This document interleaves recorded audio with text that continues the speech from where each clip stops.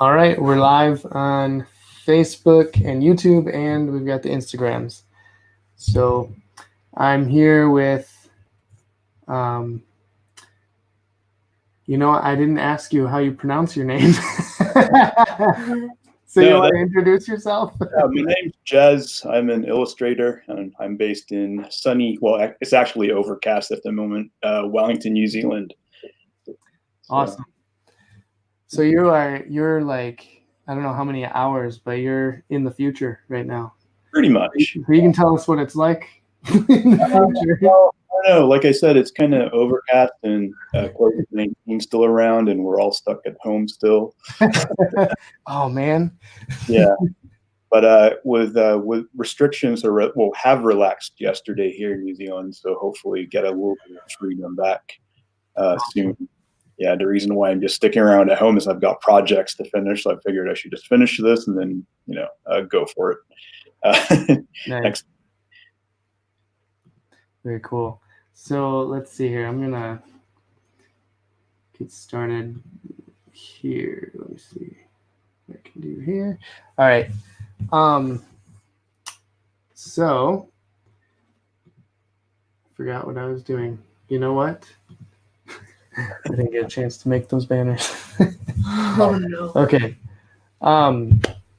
So Jez, you are an illustrator, but you are also a fellow believer, correct? Sure am. Sure. So can you tell us about how you came to faith and just tell us your story, how you came to faith, and how maybe. Well, we'll get into other stuff later. So. Yeah, sure. Sure. Like how I came to faith. I mean, nothing super dramatic. No Damascus Road conversion sort of thing. Like most Christians, I guess I grew up in a Christian home. Just to backtrack a little bit, my parents grew up Roman Catholics, but before I was born, they became born again believers. Yeah, and I'm grateful that the Lord has planted seeds of the gospel in their lives, and through them, planted seeds in my life too. I mean, I grew up, I guess, around Baptist sort of Pentecostal circles growing up in the Philippines. And then, as you grow up, you start questioning things. You start wondering what this is all about. And it's like while I was at university at art school and stuff, you start to wonder what this whole Christianity thing's about, right? Like sometimes you just get so complacent about these beliefs and religion and all that because your parents have done it and it's just something that you've done since when you were a kid. Right. And then I think right after I finished university, my parents made a big move to go to the Middle East, like in Abu Dhabi, to live for work. Oh wow! And it's like a weird situation, right? Like most normal families, it's usually the kids that leave home. In our case, it's my parents that left home to I think it was during like the global financial crisis back in 2008, I think. And then because my parents left, it's sort of like the training wheels have sort of been kicked off. Like, it made me think about what I believed in, why it matters and all that sort of stuff. And then I guess by the grace of God and through his providence, I think, and going back again, I've never actually heard the gospel articulated in such a clear way until the Lord provided a means through the internet.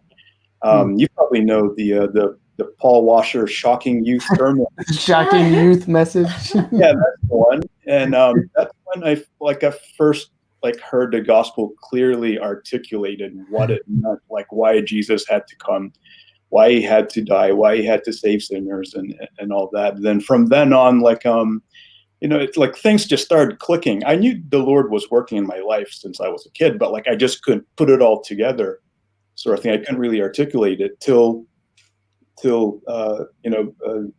Washer, I suppose, made it clear for me. Just pressed all the right buttons that made everything so much sense. And from then on, like by God's providence as well, like I started listening. I can't even remember how I came across John Piper sermons. I started listening, and I was like, as someone who's like parched, essentially, just started consuming a whole bunch of sermons from John Piper and then John MacArthur and all that sort of stuff. And at that time, I used to go to a church that was affiliated with the New Zealand Baptists, but they were more Pentecostal, I think. I guess you could call them Baptist-costal, I suppose. Like a lovely bunch of people, like great people, but unfortunately, it was a sort of church that they didn't really hold theology or like opening the Bible and reading it and faithfully understanding it as it should. There's so much emphasis on like prosperity, so much emphasis on miracles and getting healthy, because apparently that's what God's will for your life is. And then for a time that sort of just made me consider having to go find a church that faithfully preaches the gospel and opens the word and the usual ordinary means of grace sort of stuff. And then by the grace of God, also through the internet, led me to the church that I'm part of now since 2011. And you can. It's one of those things where like it doesn't really make sense at the time, but then when you look back, you can see God working in like little increments, like little bits, from just sermons on the net to people you meet, and eventually like leading to a church that that's been so instrumental in my spiritual growth. That's really cool.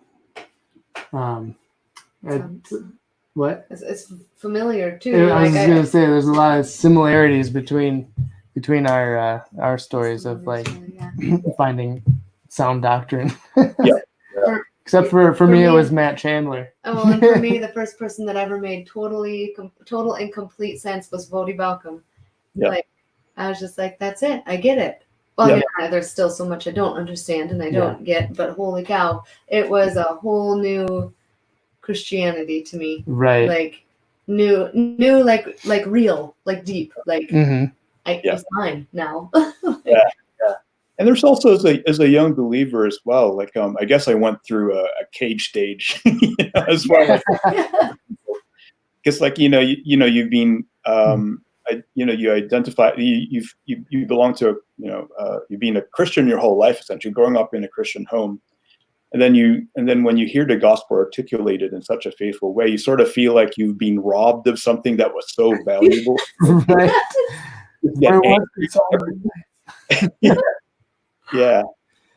Yeah, that's a good way to put it. You feel like you've been robbed. So now going into kind of what you do. So you do children's book illustration, or do you do illustration for companies, or what do you do? Yeah, so I mainly do children's books, and I've been doing that since 2012, 2013. But I have done other non-picture book gigs, like I've done character designs for film and TV shows. And I've done work for like a label designs for a company. And I've done some work for independent video game companies. That particular project ended up in what they call development hell, because it didn't really materialize in the end. But I've dabbled in a whole bunch of artsy drawing related sort of work. But the last 10 years or so, it's mainly just books. Okay, very cool. So how did you get into doing that? Books? Yeah, a funny question. I'm gonna pull up my stuff and draw while I listen. Sure. So how I got into this, funny, because illustration was sort of a very distant plan B after high school. My original intention after I finished high school was actually join the Air Force here in New Zealand. Oh, really? Oh. Yeah, that was like, I really wanted to fly planes because like growing up back in the Philippines, like my grandparents lived fairly close to the airport there, and I just enjoyed watching planes take off and land. That was something I really liked Nice. doing when I was a kid, and also my dad introducing me to like World War II as a young boy, like watching tour and watching all those cool planes and stuff, and I just wanted to fly, but unfortunately. One of the requirements for joining the Air Force was top physics and math grades, and I wasn't great at either of those. Oh, no. So after disappointingly failed that aspect in high school, I took some time to reassess what am I good at? What should I do it as a career? Because obviously I can't fly planes with my science and math abilities. So I've always enjoyed drawing since I was a kid. So I figured, hey, why not make a career out of this? So I went to art school with the intent of becoming a comic artist because that was the only thing that I could think about. Like a concept art or illustration or children's book wasn't even a thing that came to mind. Yeah. Very cool. So have you done any comics at all? No. Oh, just other than the stuff that I've done for university, I haven't really done any actual comic books. Okay. Like the only comic that I did for art school is kind of has a funny story. There's a class that I took called sequential art. That was like in my third year. Everyone like a lot of people were saying it's the coolest paper ever, and so I thought, why not? I like comics. I should get into this sort of thing. And it was like a semester long project. So you basically get like the only grade you get is for the comic that you put together at the end of the semester. So like 2 weeks, actually just a few days before like everything was meant to be due, something happened which I ruined the work that I've done essentially by accident, and there was not enough time to start again.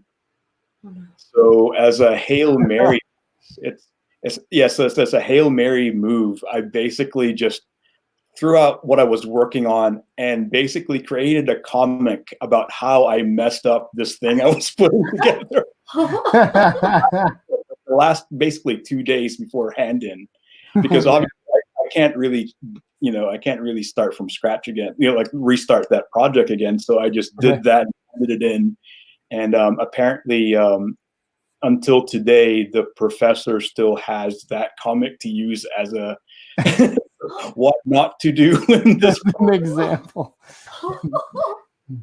You turned into one of those like sunken ships that are like a warning for other sailors. Yeah. I was surprised. Like I was fully expecting to fail that paper, but I got a C+ at that. Oh, okay. I'll take that. There you go. That's good. So when you're working on all this illustration stuff, do you see ways that your faith kind of seeps into your work? Oh well, that actually, there's quite a bit. Like one of the things that stand out for me, like especially being an artist and stuff, you can sort of see how God's sovereignty at work in believers' lives and stuff. Mm-hmm. Like as someone who draws, like as someone who draws something, you kind of have a general idea how this piece will look in the end. But while you're working on it, it sort of doesn't make sense when you put lines down and scribbles down. And it's the same way with life, right? Like when you're living through life, nothing sort of makes sense at first. Right. But then when you look back, you can see actual, God at work in almost, I could say, every aspect of your life, like how you became a Christian for one.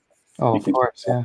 God's hand in everything. So in the same way, art, like being an illustrator, that enables me to see life in that sort of way.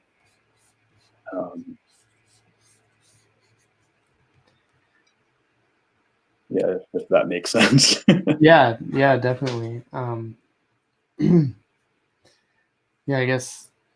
Well, for me, I mean, it gets into even just the way that I deal with my clients when I'm working on a project. I try to be as fair and honest with them, and if I make a mistake, I own up to it. And I don't know. I guess just trying to do my best with the skills that God's given me. Yeah, for sure. Is part of it too. Do you? Sorry, I'm trying to find I lost my cursor. There it is. Someone's watching from the Philippines. I think I threw that up there earlier. So let's see. Do you have a like a favorite project you've worked on? I know whenever I see your stuff go by my newsfeed on Facebook, I'm just in awe of like the way that you draw vehicles and everything. I love your vehicles. I appreciate that. I should find some here, or if you have some, throw them up on the screen, and I'll go find it.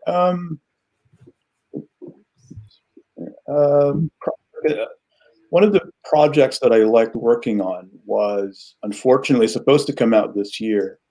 It's for there's actually two projects that I worked on, and they're very much vehicles and stuff. But unfortunately, because of the COVID-19 thing, the coronavirus thing, like it's being pushed to next year because all the printers, unfortunately, are in China. Oh, So that's put a dampener on things. Let me see what I have here. But I did two projects late last year. One was a cutaway book of vehicles and stuff. It's kind of like a cartoony, kid-friendly sort of cross-section cutaway book. oh, dude. Cars and trucks and fire trucks and boats and all that sort of stuff. And the other one was a book on trucks, and like all the characters are dogs. So it's like it's such a fun project. Let me see if I do. Speaking of vehicles, we have our nightly train going by.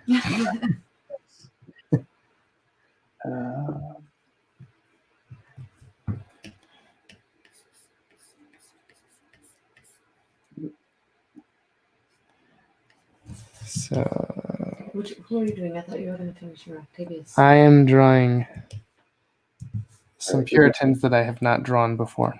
Oh, okay. So, just trying to figure them out. Who is this one? Thomas Brooks. Okay, I don't think I've heard of him. Soy Diego Mora says, "Great, I like so much your art. I don't know who he's talking to, but it would go for both. You guys do amazing work." Brian says, "I'm starting to boycott China." All right, I've got some of my vehicles on my Cintiq screen. Okay. Nice. I don't know if this will work with the screen share thing.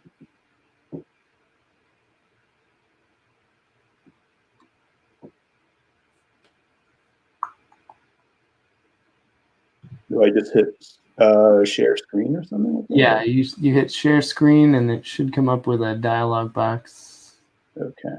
And then you click OK, and then I can throw it up there. Emmanuel Munguia, is that the one you read? No, I was reading from Instagram. It says, "Love your guys' artwork." Thank you. Is it shown? There we go. All right. Oh. Check out those amazing vehicles. Oh, I love that Badger. So so this is something that I've been working on the side while I was doing other stuff. So these are that's what Paul's been talking about. Yeah.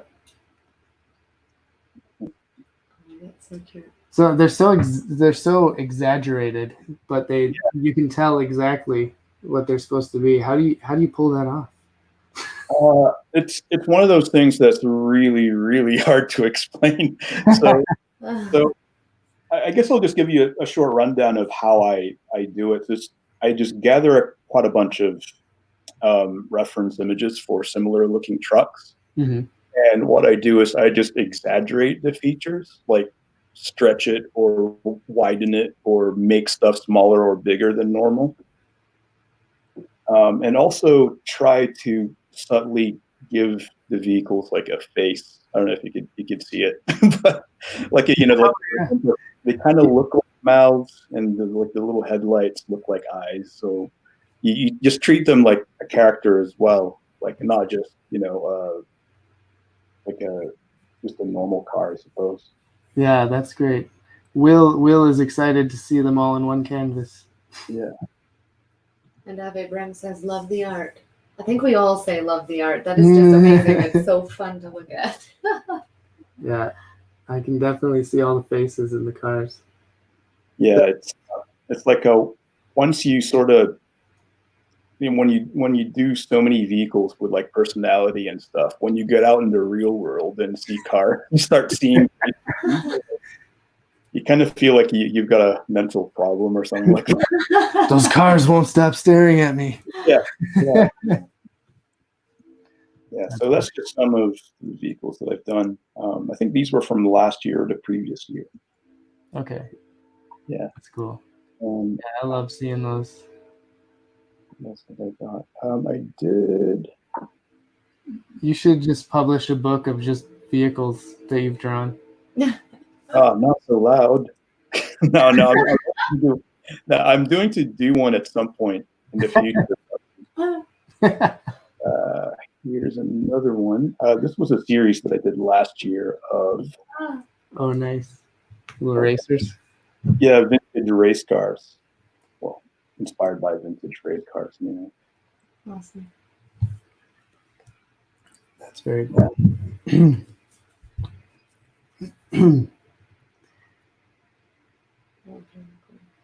Now,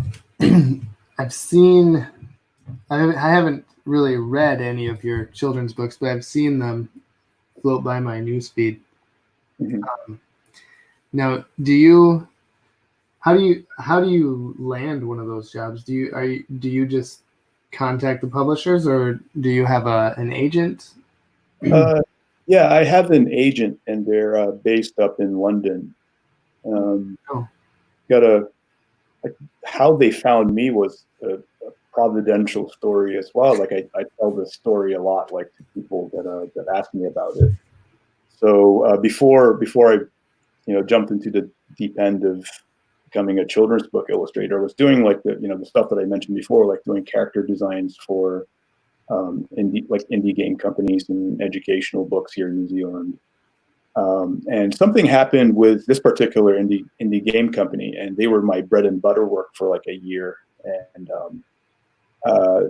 and somehow they decided to not hire anyone for a while. I don't really want to go into details and stuff, so that left me out of work actually. Like that evening after I got the message from my art director that they don't need my services anymore, though they appreciate it and stuff. Because like my parents still lived overseas at the time over in Abu Dhabi. I went to Skype them and stuff just to get some advice or something like that. So I was telling them maybe I should look into the idea of maybe finding myself an illustration agent, because the industry in New Zealand, like illustration, is such a small industry. It's like it's nearly non-existent. So I pitched the idea to my parents, like maybe I should look into the idea of maybe finding myself an agent overseas, like so I can get some income, like I hope I'll get some work again and stuff. And I kid you not, like before I could even put a list together of agencies I can get in touch with, I got an email from a lady called Charlie from the UK, from the Pickled Ink Illustration Agency, like, hey, we came across your work on the net. Would you like to be a part of our agency? Like, yeah. That's amazing. Talk about providence. Yeah. Like, it's just like whenever I go through periods of like drought, I suppose, like you go through the wasteland and like as human beings, we tend to forget God's providence. And whenever I think about that particular episode of my life, like, that brings me hope that God will supply, like, providentially stuff that I need. Right. Yeah. That's amazing. Yeah. So they just found you somehow and contacted you, and you just started from there, and they were able to get you all these children's books. Yeah, pretty much. I mean, it was quite a slow start. Like, it started off doing just very low key educational books, like resources and stuff. Not the most exciting Mm-hmm. projects, but doing enough of those, I think, increased my profile a bit and added more stuff to my portfolio. Mm-hmm. And also because they're educational books, like, it gave me the opportunity to experiment, because I felt like if I like these books, like, not many people will see them. So I thought it would be an opportunity to try different things without the fear of, the general public seeing them if it's not good. Yeah. So yeah, that basically helped me, like I said, increase my profile in children's books, and also at the same time help me find my artistic voice, I guess you could say. Mm-hmm. And I guess the rest is history. The children's book stuff started coming, and yeah. Very cool. When you're asked to do these children's books, do you have any like creative input, or is it all kind of just given to you, do this, or do they kind of leave it up to you to kind of create as you will? There's a bit of everything there, because usually how it works with children's books is the art directors in the publishing companies, they would try to pair the author with an illustrator. Oh, okay. So, for example, writer A writes in this style. Maybe illustrator B might fit that writing because that style fits that style. So fit that, and they get artists to do a sample, and then they deliberate, see which ones like work best. Okay. So, and then they pick the ones that they think works best with a particular text. Okay, that's cool. Yeah. So essentially, they hire you for your style, essentially. So, Right. And of course, your input's very much welcome in the project. Okay. Awesome. So if you ever decide to change your style, they probably wouldn't like that, or what? Yeah, exactly. Yeah, you don't want to change your style like right in the middle of because you have to remember, you get hired because of what you put on your portfolio, not because of what you, I guess, could do in the future, sort of thing, if you know what I mean. Yep, that makes perfect sense. Yeah, I know that was a hard thing for when Paul was kind of trying to figure out what to do, just to narrow down, like, what style do you want to be known for, what genre, or what are your limitations, or like, because Paul Right. can't do graphic design, or won't do graphic design. He probably could, but it wouldn't be beneficial for anybody, maybe. Yeah, no, yeah, my graphic design would not be good. Yeah, that's a completely different beast than illustration, I think. But yeah, like you get into like drawing form and human, and you're just so flowy, and you play with motion very well. So what you have to do, you pick a style and you go towards the things that, well, more like comic-y things that do have a lot of activity in it, I guess. But yeah, I probably fall into the trap though of having way too diverse of a portfolio, because I try to work in so many different styles, and I don't keep it consistent. yeah. I guess it could be a good thing as well. I mean, to have quite a lot of, I guess you could say, tools in your toolbox, because like there's a lot of artists there that have different styles, and that's something that I see in like visual development people Oh, that work in film, because each film has to look different, right? Like it has the unique look, and the concept artist has to adapt right. the way they normally draw to suit that particular style the directors are going for. yeah. Whereas with children's books, it's a little bit different, because you want to stand out, right? Because and the only way you can stand out is to basically create work that's genuinely you, if that makes sense. Mhm. Yeah, so basically just play to your strengths. What are you good at? What do you like drawing, and just keep doing that, and keep like put out a lot of them and put them out there on social media. Okay. That's cool. That's good. Good stuff. Jinx.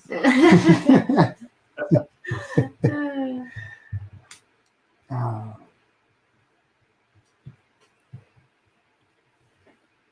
Sorry. Whoops.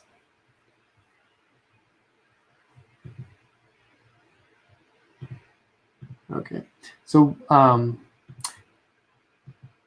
if someone wants to find your children's books that you've done, where can they go? Can go on Amazon, and you can. I mean, if you just type my name. Type your name. Will they find it? Yeah, I've actually got some of the books that I've done for reference. If you're gonna look. Nice. Yeah. My most recent one is actually the U.S. version is coming out at some point this year. Oh, The Prince and the Witch and the Thief and the Bears. nice. It's a fantastic and absurdly hilarious story within a bedtime story sort of thing. So it's been popular with the kids at my church because it's usually whenever I finish a book project, the publisher would send me a box full of books, and like, what can I do with all of this? Do for my portfolio and stuff. So I usually just give them away to all the kids at church and stuff, and they appreciate it greatly. But this particular one apparently is quite a popular one with the kids at the moment. Another one that I've done is The Treasure of Pirate Frank. Nice. Oh, Yeah, it's a rhyming book by Mal Pete in the UK. Late Mal Pete, he passed away a few years ago. But it was my first book with Nosy Crow. Yeah, they were one of the book publishers that I really wanted to work with. I think the U.S. version of this is out. Okay. So, yeah, if you look on Amazon, it should be there. And here's another one called What does it mean? This may be a silly question, but when you say U.S. version, like I'm seeing this in English, what would be the difference? Good question. You'd think they translate it to American English, but it's pretty much the same as the UK version. The only difference is the UK or international version doesn't have the dust jacket, whereas the US one has. Oh, okay. I don't really know why, but I mean, it looks cool. Yeah. It does. But the international one doesn't seem to have it. Huh. The other book that I've done is more for the U.S. market. Is called The William Hoy Story. You may have seen this one on my Instagram. Yep, I've seen you posting that one. Yeah, so it's a nonfiction book about a deaf baseball player back in the early 1900s, I believe. He basically came up with the hand signals for baseball. Oh, nice. Yeah, so he was deaf, and he was made fun of because he couldn't understand what the referees were saying on the field. But then because of that, he devised the whole hand signal thing, and yeah, he basically invented that. So you probably learn a lot, like as you're doing these books and stuff. You probably got to study a little bit as well, like background and stuff. Or how do you know kind of what to draw? Or are you learning as you're drawing? Oh yeah, as someone who enjoys reading history and stuff, this is it's very stimulating for me, researching about the subject. When it comes to historical projects, it's such a it's a fun activity, just collecting resource material like books and little articles or even just images from the net, and just seeing the characters you're designing like actual like real people. Right. Yeah, that's cool. Yeah, it's fun drawing history and learning at the same time. That's kind of what I do with the ref teams. Yeah. That's one of the things I appreciate about your work. It's that's something that we share in common, because you probably know, you probably see me post historical sort of stuff on my Instagram, and yep. Yeah, and I enjoy you sketching out the Puritans and Spurgeon and all the theologians that I've read about, sort of thing. So. Thanks. We keep saying stuff at the same time, me and Stephanie. We keep saying the same thing at the same time. You'll be a pop. The robots where they're sort of sinking in their minds kind of thing. We've been married too long. Yeah. No, that's funny. We even laugh the same. Yeah, we probably do. Yeah. We have a question on Instagram. Brian asks, how does he discern true history in his research? I guess I don't. How do you discern the true history from the fake history? I don't see how that would be that true. Or from the non-biased history, maybe. I don't know. This was a good question. Like usually, sometimes the art directors would supply me like resources and stuff to read, but at the same time, like I try to find my own references and stuff. I guess how you can discern it, like look for consistencies, like if other writers are saying the same thing, like look for contradictions and stuff if there are contradictions. Are you, as an artist, are you able to bring that up without like stepping on toes? It hasn't really been an issue, so it's really hard to say.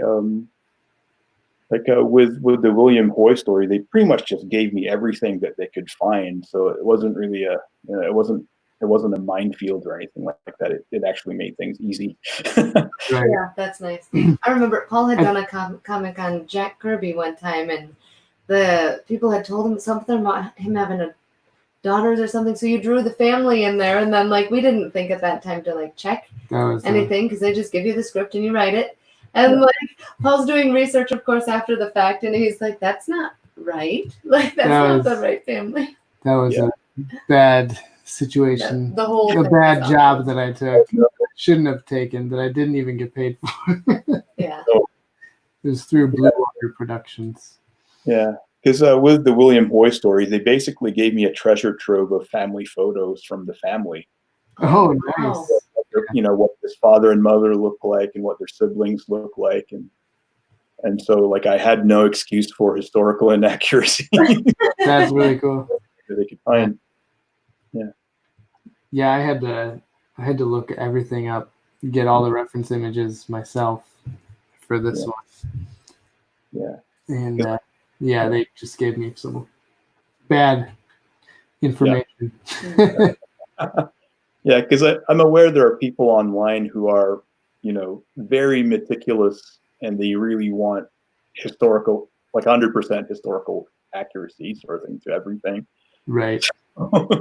Yeah, they like to nitpick and Yeah. Yeah, history is kind of a tough one to Like Augustine's. to do. Right, yeah. When I draw Augustine of Hippo, he I sometimes get a lot of comments about the color of his skin not being dark enough or whatever. And all I'm doing is going based off of all the old paintings that we have of him. Yeah. And I know that those aren't necessarily historically accurate, but it's what I have as photo reference. So I'm using those as kind of a not a stereotype, but like as a marker for, like, if people look up Augustine, they're going to see these images, and so I want my image to kind of reflect those images a little bit, since we don't have photos of him. Yeah, that's true. Yeah, it's not your fault. You can blame. Agree with. I mean, if you're talking historical accuracy, you get some nitpickers, but that's okay. Yeah, you can't win them all. Yeah. How about you draw a better one then? Right. I quit. Take the pen.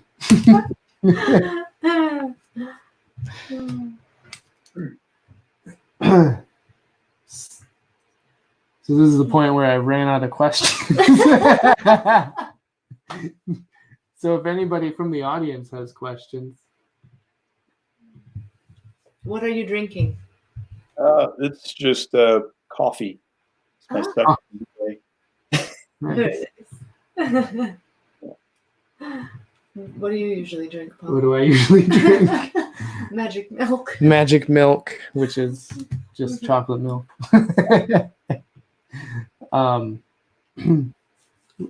Here, I'll jump back into this. So I'm drawing Thomas Brooks here, and so pretty much he's pretty much caricatured right here in the in the old drawing. So That looks really good. I was able to just kind of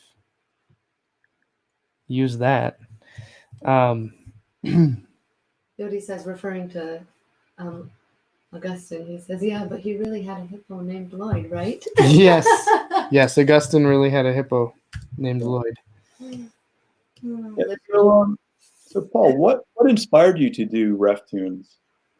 It's like I remember you starting this whole venture like from a few years ago. Yeah. So I guess what inspired it was just wanting to figure out how to use my talents for use my skills for good and not for evil. I guess.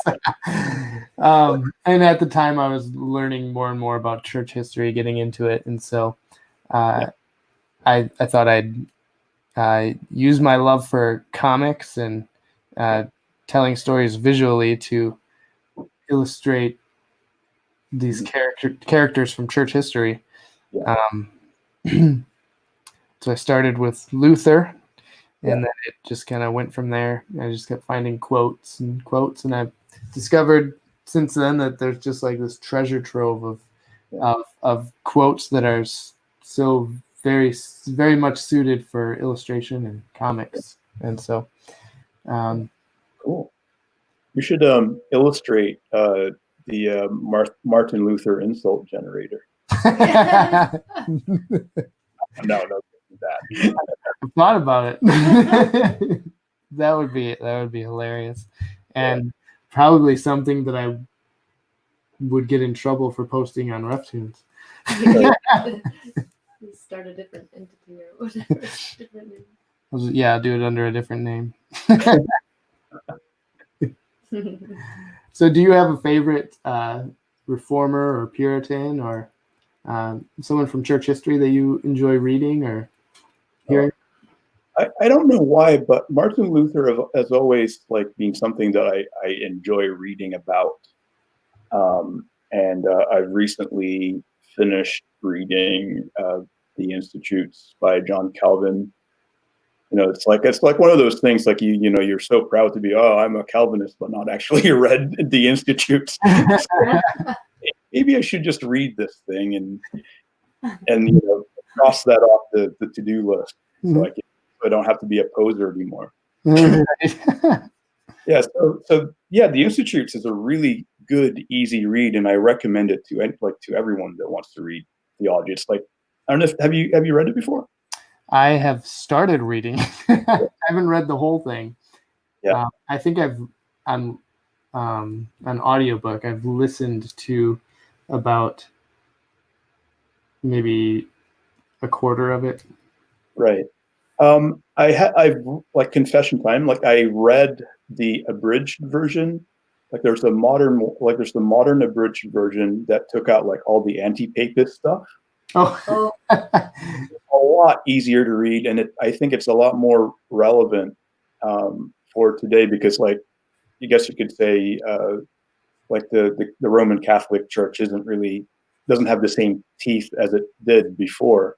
Right. It's more relevant now. So I can't remember who edited it, but it was such an easy read. I read it like a devotional, essentially, on the commute to work. That's cool. Which version was that? It wasn't the abridged version. I'll find it and I will give you the name of the editor. In the meantime, we do have a question from Kendi or 2121. He says, what kind of drawing tablet do you use and which model do you recommend? So, okay. I don't know, Jez, do you use a tablet? Yeah, I use a Cintiq Pro 16, and my main computer is a 21-inch iMac. That's cool. And I use a Wacom Pro 24. And my main computer is a 27-inch iMac. Thanks. Yeah, I recently splurged. Well, not really a splurge; it's more of an investment on a on an iPad Pro. I haven't really drawn I did too. Sorry, go ahead. Yeah, I haven't really used it much because I've only just got it. But it could be a game changer once I find time to draw on it. And you're sitting there going, it is a game changer. It is a game changer. It's good. It is awesome. And I just splurged or invested in one as well. And back in January, I've been able to use it for client work, for finished projects and things like that, and it definitely holds up to the Cintiq. Yeah, because I've seen people online that have done complete books on it, which is nuts. Like you wouldn't imagine like something like this would come out. Soon. I know. I had one of the Wacom or Wacom, I don't know how you pronounce it. One of their computer tablet, their pen display computer things. It was the Cintiq Companion. Yeah. Except it was the hybrid version that I had. So it was like an Android tablet mixed with one. That thing was heavy. Yeah. And I was able to do some stuff on it away from the computer, but it wasn't anything like the iPad. Previous to this, I had a Cintiq Companion 2 as well. I had it for about 2 years, and then it stopped working. And Wacom would even I don't know how you pronounce it. They wouldn't even accept my money when I asked them if they could repair it. Yeah. Same exact problems. Yeah. That we had.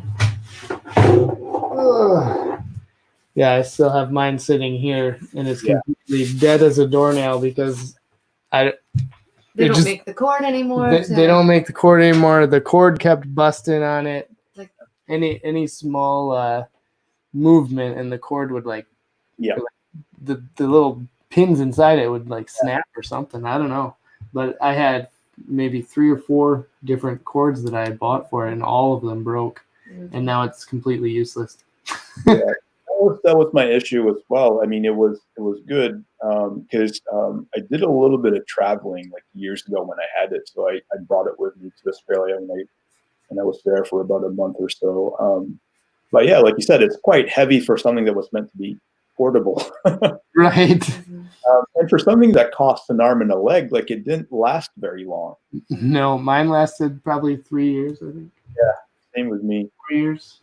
Well, maybe. I mean, with 4 years with problems. It lasted 2 years with just using it as an Android tablet away from the computer, and then I was able to, once that stopped working, I was able to use it connected to the computer for the next 2 years, and then it was gone. But we have a question from Will Kelly. I know Will. Hey, Will. What are some practical ways that your faith and theology influences your art making? Good question. Going back to what I was looking for before, the Institute of Christian Religion is edited by Tony Lane and Hillary Osborne. Okay. Yeah, it's not super thick. It's an easy read. I highly recommend it. Nice. Can you repeat Will's question again? Let's see here. I put it up on the screen. Right. Are you able to see that? Yep. So, what are some practical ways that your faith and theology influences your art making? Well, I guess it's kind of like the Colossians thing. Do whatever you do to the glory of God, right? Mm-hmm. So the parable of the talents come to mind. We know that parable is about like money and investing, like in face value, but it also applies to the gifts that God has given us, whether it be art making or making shoes or doing accounts. Like you just do it to the best of your ability, because at the end of the day, what you do is to serve. It's a means for you to love and serve your neighbor as well. Right. I mean, if you produce awful work. I mean, you're not really edifying or helping anyone. And for me, like, I sometimes find it hard to find satisfaction in the work that I do. Like I guess 95% of the time I'm never happy with, like, I'm hardly ever happy or satisfied with the work that I produce.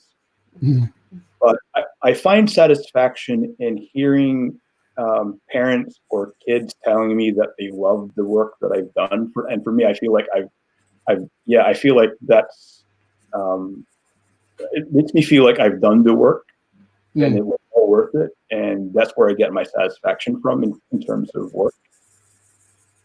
And like, I guess as Christians as well, we should strive for excellence in whatever we do, because that's also part of our witness and also part of the stewardship as well. It's like, like I said, the gifts that we have is not for it's not for us. It's for us to use to serve our neighbor and to love them by giving them quality stuff.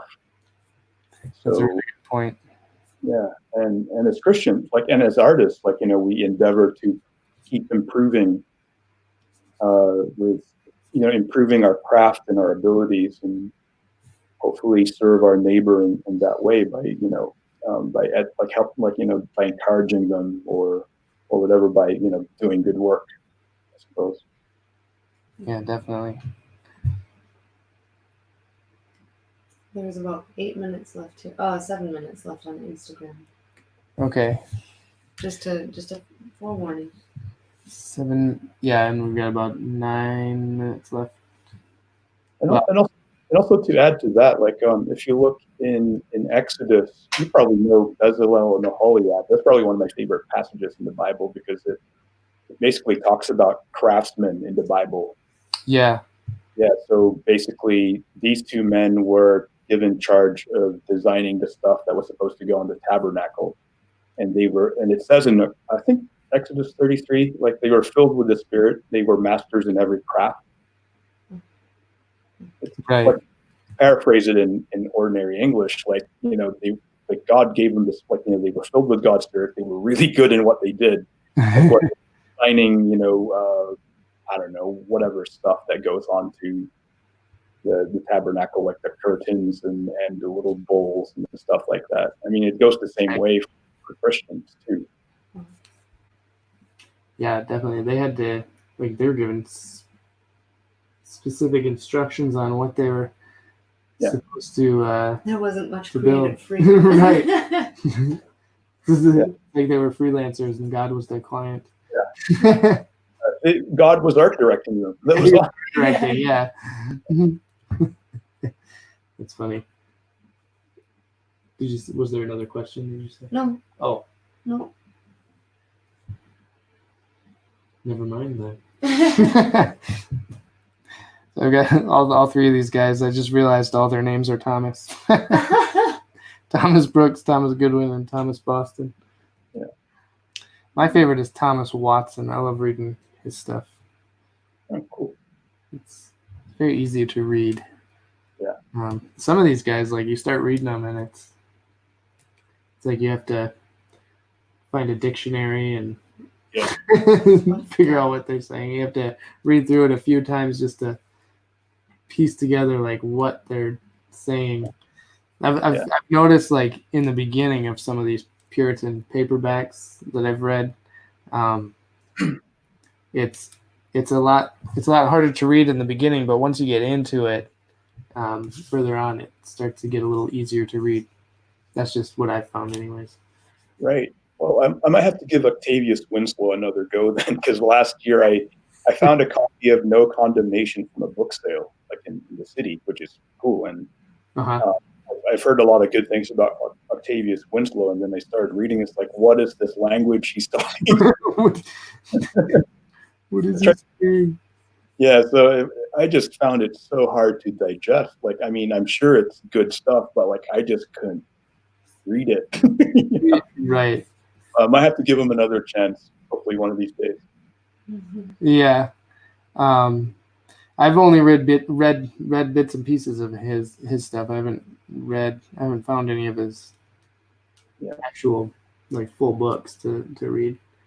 I'll have to find some of those too, because I've been drawing a lot of him lately. Yeah. I do remember you mentioning him on your interview with Cedric. Oh yeah. Yeah, that's. I was drawing this one of him. Yeah. Which I still haven't finished. Yeah. IPv601 says, "Love y'all's work. Grace and peace." So one thing I wanted to ask you is like, so you draw all these books for other people. Do you have any stories of your own that you have made or that you would like to make? Yeah, that's I guess the next step. Like I've done so many picture books for other writers. Like it's sort of like I really need to start considering writing my own. To answer that question, not yet. I think right now, I mean, it's just that I've been so darn busy. Like I haven't really had time to sit down and write stuff. But on the side, I keep like small sketchbooks. Where I jot ideas down and then maybe put some points down and just for ideas for some books. But I've got a few that hopefully if and when I find the time to do it, I'll probably get on it. But as someone who hasn't really done much writing since art school, like it'll be a tough one. But not since that last comic book you did. Yeah.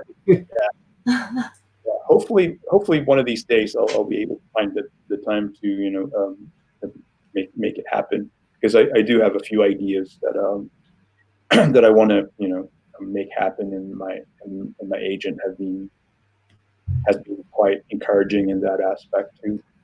That's cool. So does your agent kind of act as like a literary agent for you as well? Like, yeah, because my agency's recently branched out a little bit to some writers as well. So I guess they're having to be literary agents as well as illustration agents too. So, yeah. Cool. So they would be able to kind of help push your own stories if it's something that they wanted to do. Yeah, pretty much. That would be cool. Yeah, hopefully. I guess it's providential that, I don't know. It's probably a bad thing to say, but it's providential that the pandemic has canceled Bologna Children's Book Festival, because the idea that I had was going to submit was not so great. Oh no!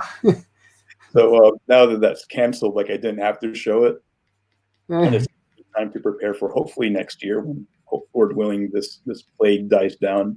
Right. That's cool. So maybe in the future we'll see some original stories from you. That'd be cool. Yeah. How much time was left on that?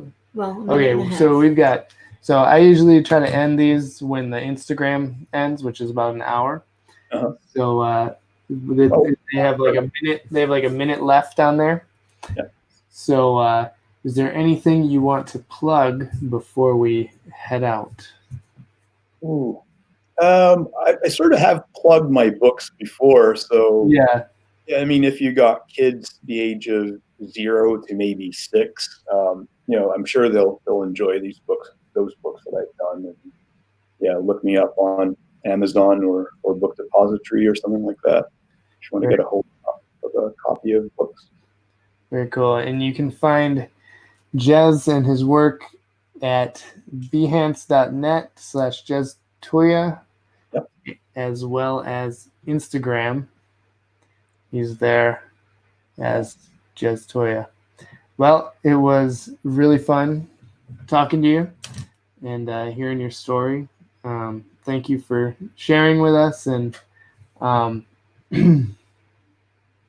guess maybe we can do this again sometime.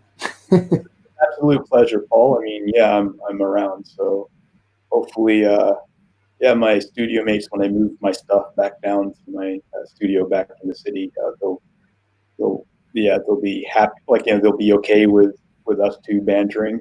Yeah, that would be awesome. Yeah.